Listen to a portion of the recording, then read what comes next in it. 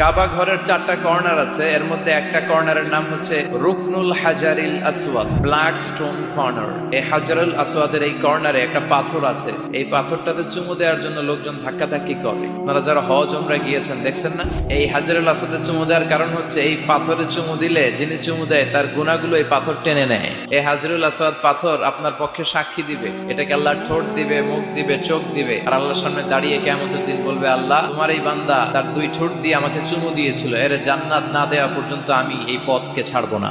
হাজরুল আসওয়াদের corner আর কাবা ঘরের দরজা এর মাঝখানে একটা জায়গা আছে, এই জায়গাটার নাম মুলতাজাম। এই জায়গাটাতে লেগে থেকে দোয়া চাওয়া, দোয়া করাটা সুন্নাহ। এই মুলতাজামে দাঁড়িয়ে হাত লাগিয়ে বুক লাগিয়ে দোয়া করলে এই দোয়া আল্লাহ ফিরিয়ে দেয়। এই দোয়াটা কবুল করে নেয় কে? সাহাবারা এটা করতেন। কিন্তু এই মুলতাজামে তো সহজে জায়গা পাওয়া যায় না, লক্ষ লক্ষ হাজী সাহেব মুআতামিরুন উমরাকারীরা ধাক্কাধাক্কি করে ওই জায়গায়। তো